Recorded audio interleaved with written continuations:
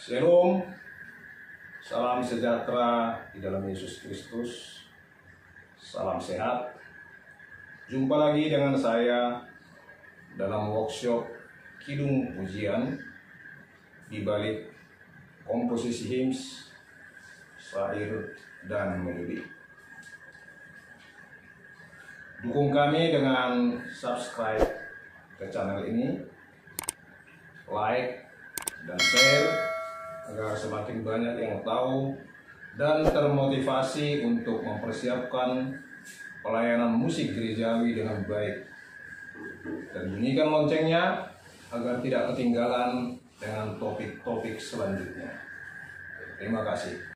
Topik yang akan saya bagikan kali ini adalah seperti lagu yang baru saja dinyanyikan oleh anak saya Natania Nadine Nababan, yaitu pelengkap Kidung Jemaat atau PKJ nomor 232, Dikala Hidupku Tentram, atau yang kita kenal juga dalam Nyanyikanlah Kidung Baru atau NKB nomor 195. Nadine saat ini masih remaja, masih duduk di SMP di kelas 9. Usianya saat ini memasuki 15 tahun. Saya berharap dengan memberikannya pengajaran tentang lagu gerejawi atau lagu hymns sejak dini, maka ia kelak dapat bernyanyi dengan baik dan benar untuk pujian bagi Tuhan. Awalnya dia menyanyikan lagu ini dengan ekspresi yang biasa-biasa saja, ekspresi yang datar, walaupun sudah berlatih berulang-ulang dan saya beri contoh, motivasi, tetapi masih tetap saja dengan ekspresi yang kurang baik. Lalu saya ceritakanlah kisah penulisan syair lagu ini. Setelah selesai, saya ceritakan latar belakang penulisan syair lagu ini. Saya perhatikan dia mulai termotivasi membayangkan tokoh penulisnya.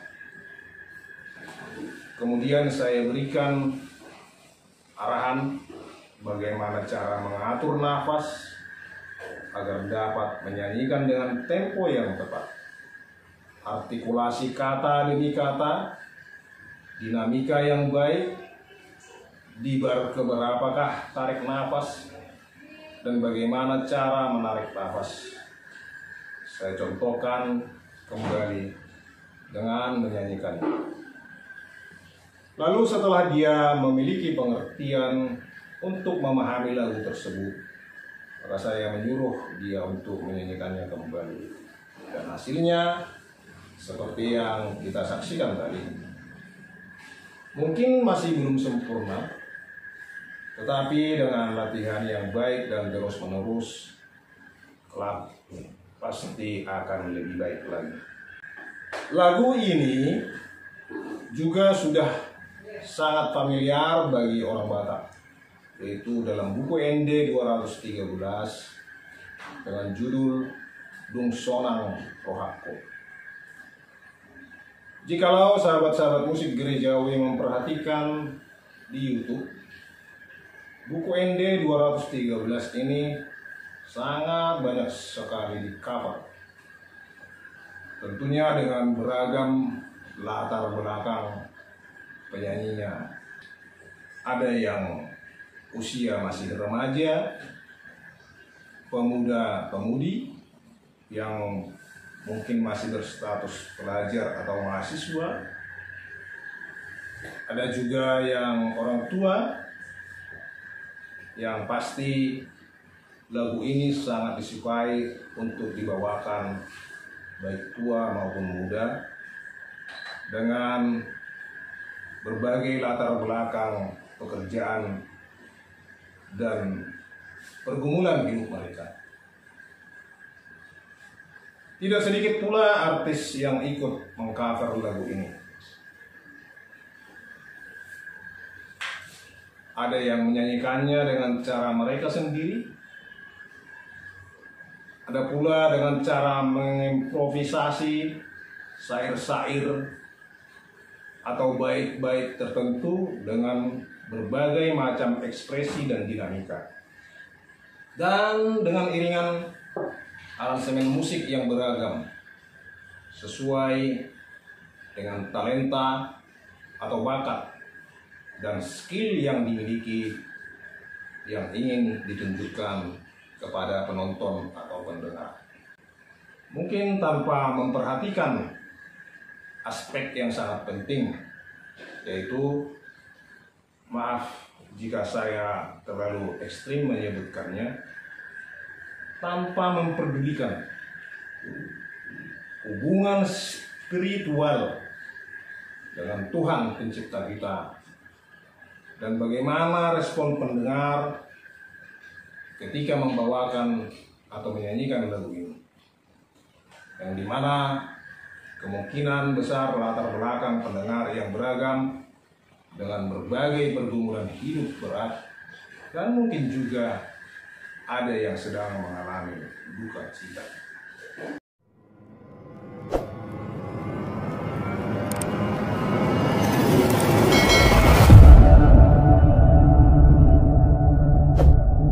Tetapi, tahukah Anda bahwa di balik syair lagu yang sangat menggugah iman ini ada kisah atau sejarah atau latar belakang perjalanan hidup penulisnya yang menggambarkan hubungannya yang sangat erat dan dekat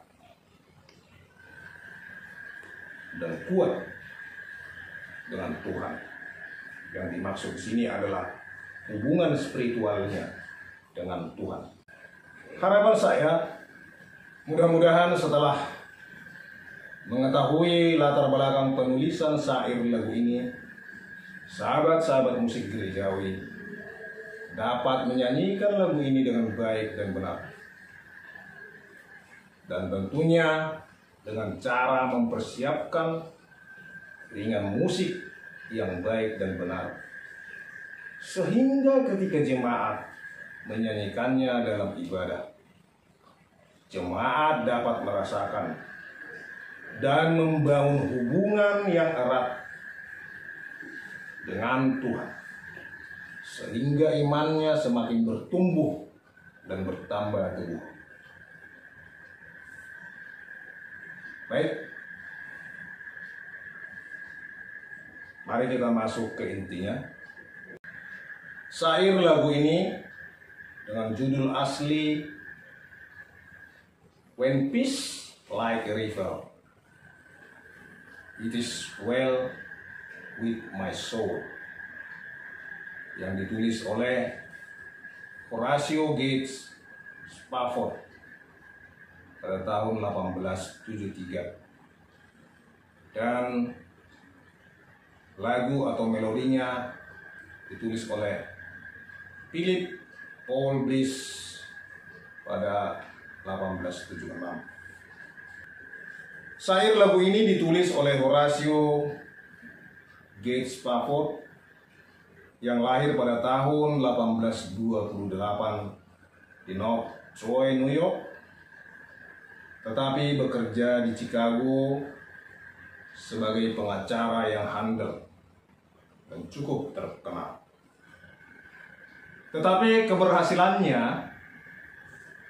di dalam hidup tidaklah membuatnya menjadi kurang perhatian terhadap gereja.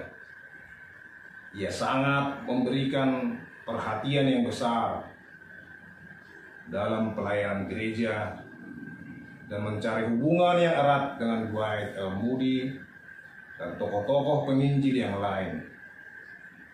Ia memberikan cukup banyak bantuan, baik di bidang material dan moral. Ia membuka perusahaan yang Free State yang cukup besar di tepi pantai Danau Michigan. Tetapi dalam suatu peristiwa kebakaran yang besar, usaha estate-nya musnah dilalap api. Itu dapat kita bayangkan bagaimana pergumulan yang dihadapi saat itu. Mungkin bisa rasa sedih dan duka cita. Nah, untuk menenangkan pikiran keluarganya dan sekaligus membantu Moody dan Sankey dalam acara penginjilan di Inggris, Spafford mengatur perjalanan pada bulan November tahun 1873. Pada saat-saat terakhir, ia harus mengurusi istrinya. Konon dalam versi cerita yang lain, dia katanya ingin mengurusi segala asuransi perusahaannya, sehingga istrinya bersama 4 anak perempuan mereka harus berangkat terlebih dahulu dengan kapal SS Ville du Havre. Spafford sendiri akan menyusul kemudian. Namun pada tanggal 22 November di tahun itu, kapal itu bertabrakan dengan kapal kecil Inggris dan tenggelam hanya dalam waktu 12 menit. Beberapa hari kemudian, para penumpang yang selamat sampai di Cardiff, Wales. Dari sanalah Nyonya Spafford mengirim telegram ke suaminya yang berbunyi selamat sendiri. Bisa kita bayangkan, istrinya hanya selamat sendiri dan anak mereka tenggelam di laut tersebut. Dengan kapal pertama, Spafford berangkat untuk menyusul istrinya. Di tengah laut, ia meminta kepada kapten kapal yang ditumpanginya untuk berhenti sebentar di tempat yang menurut perkiraan mereka bahwa di sanalah kapal SS Ville du Havre yang membawa keluarganya tenggelam. Sahabat musik gerejawi, ternyata di sanalah Spafford mendapat kata-kata lagu ini yang segera ditulisnya sebagai ungkapan perasaannya. Di bait pertama dan kedua masih disebutkannya rasa sedihnya dengan kata-kata, dan walau derita penuh dan kendati pun susah terus menekan. Tetapi di bait ketiga sudah diserukan, dan aku lepas. Dan di bait keempat bahkan ia menunjuk ke masa kedatangan Kristus kelak, dan ia mencatat atau menuliskannya. Apabila serunai berbunyi gegap, kuseru, selamatlah jiwaku. Ia tidak mau tertindas oleh kesedihan dan larut tenggelam dalam duka citanya. Pada tahun 1881, ia memenuhi kerinduannya, lalu pergi ke Palestina bersama istri dan 2 anak perempuan yang mungkin lahir kemudian dan beberapa sahabat, dan tinggal di sana sampai ia meninggal tahun 1888. Philip Paul Bliss pengarang melodi lagu ini sangat terkesan oleh pengalaman hidup Spafford. Ia cepat mendapat ilham untuk melodi syair lagu ini. Itulah yang kita nyanyikan sampai sekarang, yang kita kenal dalam PKJ 232 atau NKB 195, atau di dalam bahasa Batak buku ND 213 Sonang Doharto. Lagu-lagu yang dikarangnya cukup merdu, penuh perasaan. Yang kita kenal antara lain di Indonesia adalah "Kuberikan bagimu tubuhku, darahku".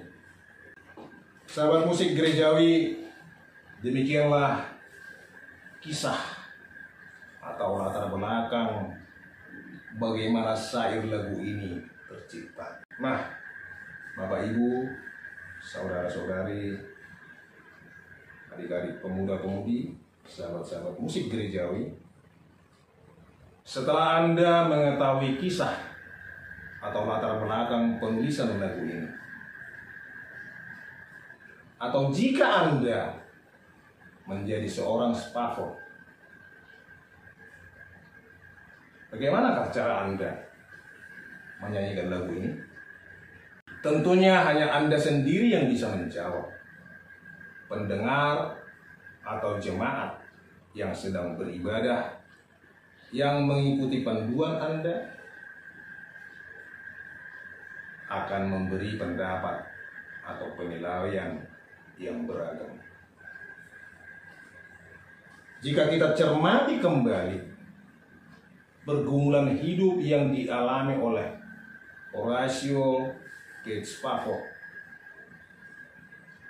kehilangan harta benda yang sangat besar, kehilangan 4 orang anak dalam kecelakaan kapal yang mereka tumpangi tenggelam. Jika kita menempatkan diri sebagai dia, pastilah menimbulkan pergumulan yang berat dan rasa duka cita yang datang. Tetapi coba perhatikan, dia tidak mau larut dan tenggelam dalam rasa sedih dan duka cita. Dia mengimani bahwa segala sesuatu berasal dan kembali kepada Tuhan Sang Pencipta. Bahkan imannya semakin bertumbuh teguh. Itu tampak dari syair yang ia tuliskan dalam bait terakhir, yaitu "Apabila serunai berbunyi gegap, ku seru, selamatlah jiwaku", yang menunjuk ke masa kedatangan Kristus kelak, yaitu kedatangan Kristus yang kedua kali.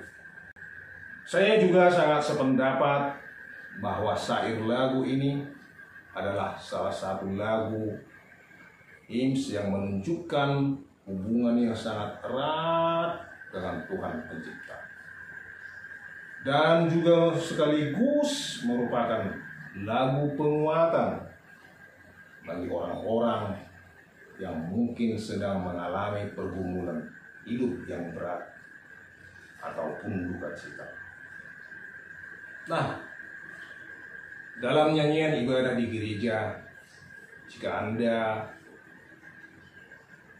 tergabung dalam tim musik, persiapkanlah setiap lagu dengan baik. Sebagai prokantor atau yang lazim disebut pemandu pujian maupun song leader, persiapkanlah dirimu. Persiapkan dengan baik. Rajinlah berlatih. Melatih nafas, tempo, artikulasi, dinamika, sehingga dapat bernyanyi dengan ekspresi yang baik dan benar. Jika Anda sebagai pemusik, persiapkanlah iringan musik yang baik, yang sesuai dengan roh lagu tersebut. Tanpa iringan musik yang baik dan benar, maka sebaik apapun pro kantor, lagu itu pasti akan kehilangan rohnya. Tampilkanlah kolaborasi pro kantor dan iringan musik yang baik, sehingga ketika jemaat ikut bernyanyi, mereka akan merasakan hubungan yang erat dengan Tuhan, dan imannya pun akan semakin bertumbuh dan semakin teguh. Nah, seperti yang saya lakukan kepada anak saya Nadine, setelah dia mengetahui dan memahami lagu tersebut, maka ia dapat menyanyikannya lebih baik dari sebelumnya. Di samping talenta atau skill yang harus kita miliki untuk bernyanyi atau bermain musik, tidak kalah pentingnya hal seperti inilah yang juga sangat perlu kita lakukan, yaitu memahami lagu tersebut dengan berusaha mencari latar belakang penulisan syair lagu tersebut, agar saat kita atau bernyanyi atau jemaat ikut bernyanyi, roh lagu tersebut dapat dirasakan, sehingga lewat pujian kita senantiasa membangun hubungan yang erat dan teguh dengan Tuhan. Di akhir workshop ini, saya juga akan menyanyikan dengan versi buku ND 213, Lungsonang Boroh Aku. Mudah-mudahan bisa sempurna, baik, dan semoga bermanfaat dan menjadi motivasi. Tetaplah semangat belajar, selamat bernyanyi, selamat bermusik, dan selamat melayani. Sampai jumpa lagi pada workshop Kidung Pujian yang lain dengan topik yang lain. Tuhan Yesus memberkati.